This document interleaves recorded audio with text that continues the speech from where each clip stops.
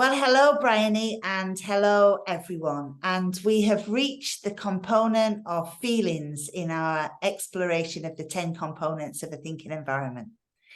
So we're going to open, as we always do, with me asking you, Bryony, what is your freshest thinking about feelings?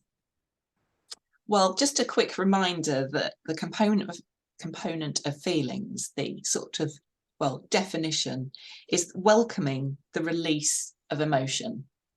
And I think it's a very interesting component, because I think you really, for me, I've recognised recently how much we have to look at the components. Yes, become acquainted with the bigger concept in our lives, but very much considering the focus of those individual components in a thinking environment, because it's quite different releasing emotions in normal life, how we might do that, and what that means when we're in a thinking environment. And we are, as human beings, we are ultimately totally feelings people. Most things that we do, we've got some feeling attached to it. That could be indifference and we don't really notice much about it, but you know, we have happiness or sadness or anger or whatever it is. So yes, for me, it's definitely this idea that we need to, what is it in a thinking environment? What do you think? Yes, I think that's a great place to start, because I struggle a little with this component from time to time. And I think that's, it's something to do with my background in adult community education, where often somebody's backstory, somebody's tragic life story is more important to the institution than what they actually achieve, how they grow, how they change, whatever. So it means that there's a premium placed on telling, these challenging stories of life, not that we shouldn't hear them, but telling them again and again. And of course, with those stories comes emotion, comes feelings in a sometimes unregulated way. So, that's 20 years of my work in history. So I don't struggle with the component of feelings, I struggle with articulating it. And the word that has really helped me be able to do that, which I think reflects what you're saying there, Bryony, is that in a thinking environment, we are in a self-regulated space. We have contracted to be in a self-regulated space. Even if we're new to it, even if we're not totally sure of what it is, we've agreed to be in a thinking environment where one of the components that is held in place by the facilitation and the rules is feelings. And Karen Gowlett, who is a regular facilitator of the Ideas Room, which happens in a thinking environment, she does a beautiful build-up where she says, regulate yourselves. I am not going to infantilize you here as the facilitator. If we've got, for example, a certain amount of time, you've got your part to play in not being greedy about that time and making sure that people get a share. So that concept of regulating yourself. And I returned in preparation for this to Nancy Kline's most recent book, The Promise That Changes Everything. And what really clicked for me, and I think after all of these years, feelings, articulating the component of feelings, not articulating what feelings are, but articulating the component of feelings in a thinking environment, it has absolutely clicked. Nancy says, feelings are fine. And what's more, they open up our thinking, but in the right places. And that takes some discernment. It takes some self-regulation. And the metaphor she uses is brilliant. She says, we don't freak out when people exercise, but we don't allow it in the middle of the aisle at the opera either. And that is it, isn't it? So we shouldn't freak out when people express feelings in a thinking environment, as long as there is a modicum of self-regulation and discernment about, the time or the expression of those feelings. What do you think? I love that. I love that self-regulation. I think there's the word that comes up a lot for me when I'm teaching is you have a choice. You always have a choice. You have a choice not to even do some thinking. If you don't have to do any thinking. It's your time, your space when you're given that time.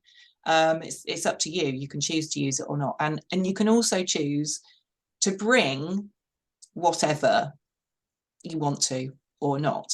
And that will very much be determined by levels of trust and safety that you have. So, the more that you, perhaps in a thinking partnership, for instance, the better that you know someone, the more trust that you've built, the more that you remember and believe that the components will always be there. There's always that continuity that it will be there. You can trust it. You can more easily go to places where there will be releases of emotion.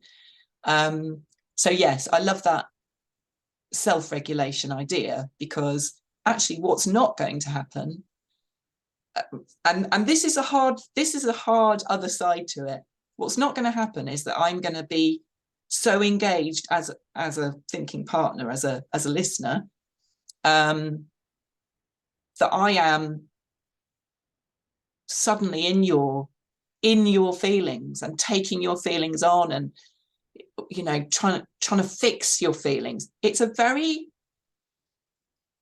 trusting and vulnerable space.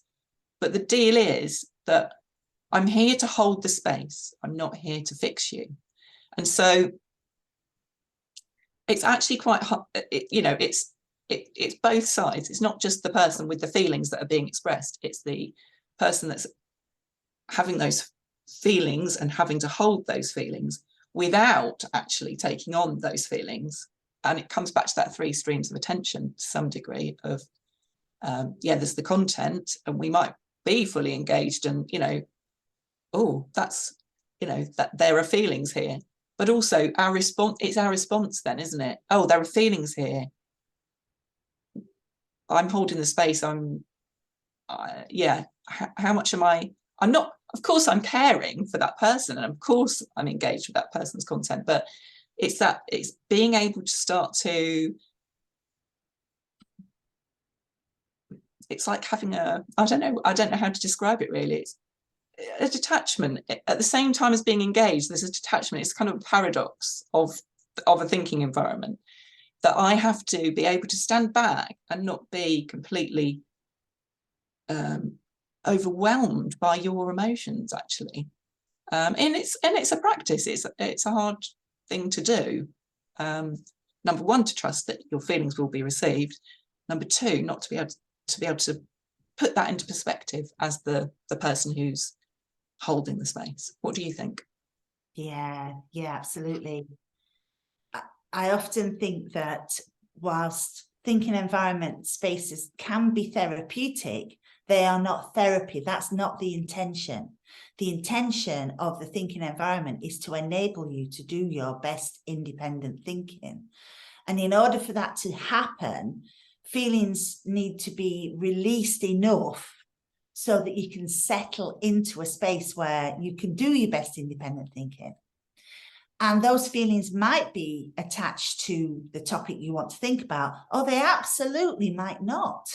They might not at all. You might have just had an upsetting morning that's nothing to do with what you're going to go on to think about. But, it's the release of feelings with discernment and with boundaries. And there's a phrase that Brené Brown uses to define what she means when she says boundaries. She said, it's a place where I can love you and also love myself. And the 3 streams of attention, that's a really great sort of mantra to live by, but it doesn't tell you how to do it. The 3 streams of attention is a really effective how, I think. So that, I can remember doing my training with Nancy. It was the coach training, Bry. And someone, there was a release of feelings. And I was padding around like to hand her a tissue. She was nearer to the tissues than I was. And Nancy stopping me because it wasn't my place. I wasn't her mum. You know, it wasn't my place. If she needed a tissue, she could reach the tissue with her, you know, it was there. And she did reach the tissue. So being able to just keep some space, and it's so refreshing when I have had a release of feelings in a thinking environment, not to suddenly be crowded by other people's feelings, because actually where boundaries are not held in place, where the three streams of attention are not held in place, that's what happens. So I can have a rant, or I can have a cry, and then, right, okay, I'm ready now. The other place where I really, really love the practice of feelings is in that wonderful prompt question. What more do you think, feel, or want to say? And we always teach this with the commas, don't we? What more do you think, comma, feel, comma, or want to say? Because the therapeutic part of the thinking environment, which is not intentionally so, often happens when we encounter that stuck place where there's an untrue limiting assumption that we are living as true. And often there are feelings around that place that maybe we can't quite get to.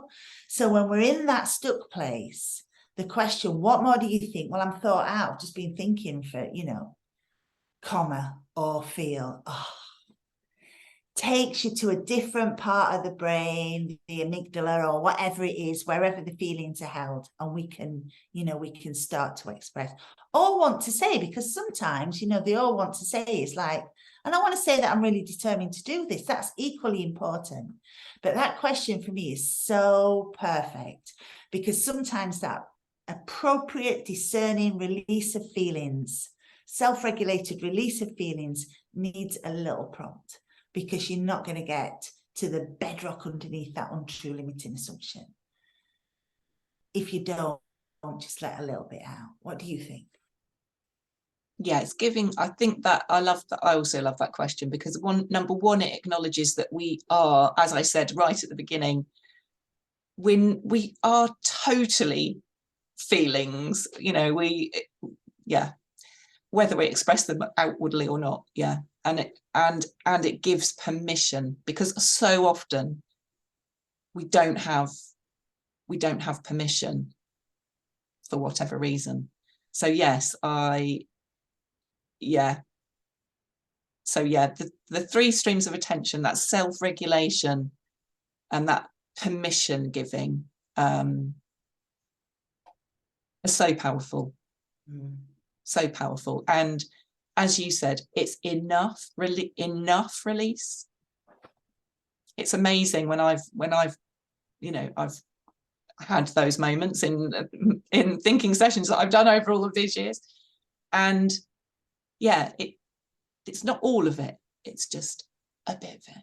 And yeah, as you said, I welcome that moment just to be with someone else, because it's that element of feeling held while you're having those emotions is yeah, that's another dimension of it, which I won't go into now, but yeah, yeah, having that space held and being able to express those emotions enough and get back to my independent thinking, which is the point of it all, isn't it? I think we've probably, yeah, we could talk about this for much, much longer. But just to check, Lou, what more do you think or feel or want to say? I just want to say that Nancy reminded me in that short chapter that the mind-body split, the sort of think, therefore I am, from Descartes, that's 350 years old, and human beings have been around for millennia. And all around us, I think, is beginning to be a recognition of the fact that we don't just have thoughts up here and feelings in here, that we are bodies. Our brain is embodied, and as Rosie Braidotti would say, our body is embrained. We are just human beings with feelings. What more do you think or feel or want to say? I think I don't want to carry on saying anything, because I know that there's just so much more. I feel like this is one that's definitely, there's always more for me to think about on this one, and I would encourage other people to embrace it. Fantastic. I really look forward to taking these conversations over to the Thinking Cultures community, and maybe even out on social media when this video is released to the public. Have a wonderful day. Lots of love and goodbye from me. And me. Bye. Bye.